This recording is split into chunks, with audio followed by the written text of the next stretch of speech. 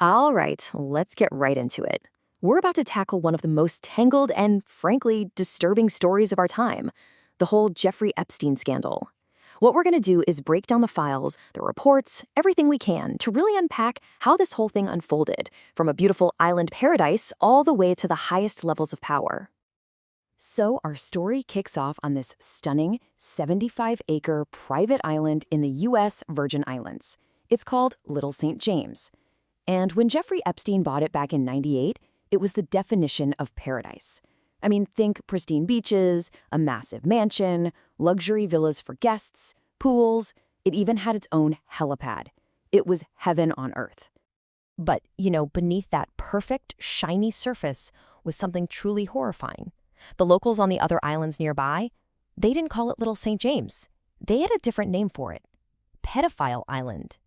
And that's because this was a place where underage girls, some as young as 12, were brought, abused, and literally trapped by the ocean. So you have to ask, who was the man at the center of all this? Jeffrey Epstein. And his story is, well, it's a strange one. He actually started out as a high school math teacher, but somehow he just skyrockets up the ladder to become this high-powered financial advisor to billionaires. And that gave him, not just a ton of wealth, but maybe more importantly, access. Access to this very powerful inner circle of friends, which included people like former presidents Bill Clinton and Donald Trump. And when you look at the guest list for this island, it's pretty shocking. It's a real who's who of the rich and powerful. The source material names people like Britain's Prince Andrew, the famous scientist Stephen Hawking, comedian Chris Tucker. And then there's this long, kind of shadowy list of other politicians and billionaires. For years, all of this just stayed hidden, completely under the radar. But then, in 2005, a little crack appeared in the facade. It all started with just one police complaint in Florida, filed by the parents of a 14-year-old girl. She told the police she'd been lured to Epstein's huge house for what she thought was a massage job, but was molested instead. And what the police quickly realized was that this wasn't just a one-off thing. No, it was horrifyingly systematic. It was an organized recruitment pyramid. Here's how it worked. First, he'd lure a young girl with promises of easy money. Then, he'd abuse her. But after that, he'd offer her more money to go out and recruit her friends. And just like that, you have this never-ending, vicious chain of new victims. The police eventually found over 35 young women caught in this terrible scheme. Okay, so with all of this evidence piling up, you'd expect justice to be swift and severe, right? The FBI even launched a huge investigation, put together this massive case. But that's not what happened.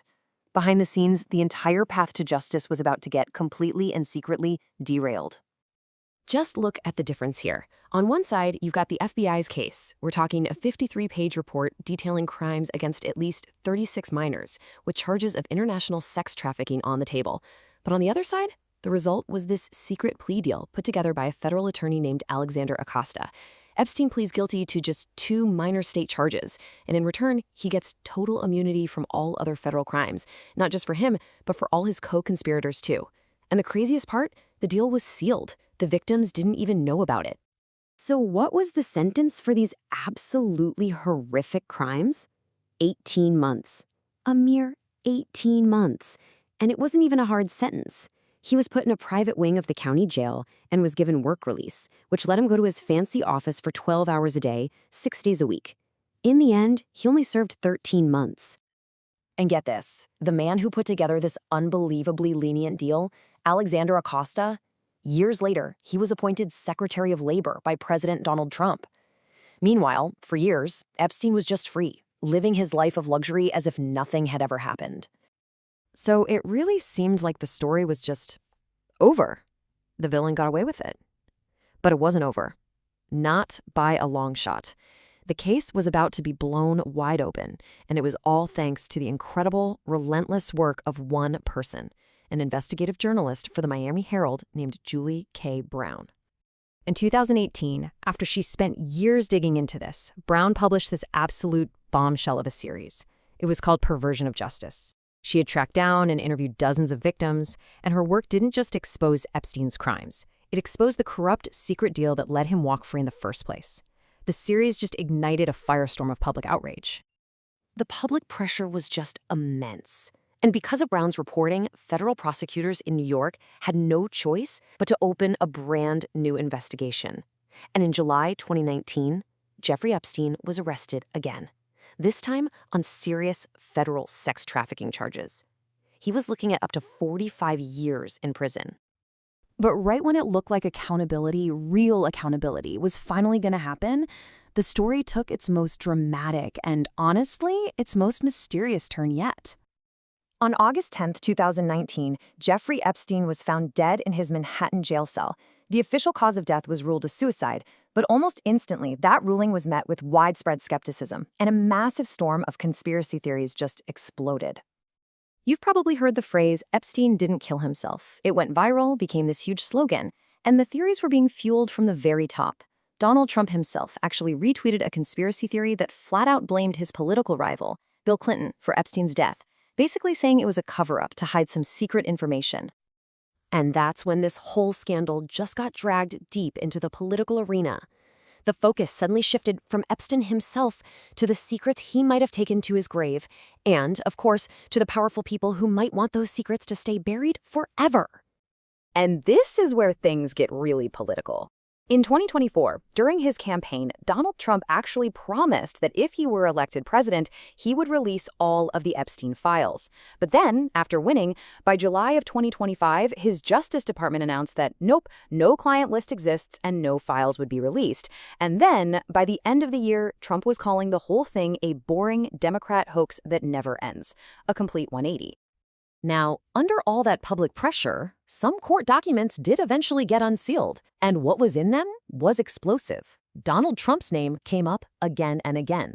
There were emails suggesting Trump flew on Epstein's private plane multiple times. Another email from Epstein himself claimed Trump knew about the girls. There was even a limo driver's FBI call record that alleged Trump and Epstein raped a woman back in 1999. And then there was this chilling letter, signed J. Epstein, that said, "Our president also loves young girls like us." So how did the Trump administration respond to all this? Well, the Justice Department came out and just called the allegations untrue and the letter fake. But here's the thing, they did so without ever producing an official report or a deep investigation into those specific claims, so their validity is still very much up for debate. So after all this, how much do we really know? This chart kind of puts it all into perspective. What's been released is just a few thousand documents, and those are heavily redacted, names, details, all blacked out. And then you see the big one. There are over 1 million documents that remain completely secret. We've barely scratched the surface. And you're not going to believe this part. If it wasn't so serious, it would almost be funny. The redaction job on the files that were released was so bad that for many of them, you can uncover the blacked out text just by copying and pasting it into another document.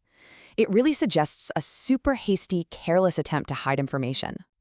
And really, that's what it all comes down to, isn't it? That's the central, really unsettling question that hangs over this whole thing. We've only seen the very tip of the iceberg. With over 1 million documents still locked away, with Epstein's infamous black book of names still unrevealed, the biggest question isn't what we know, it's how much more is still being hidden from us and who else is involved. This story is far from over.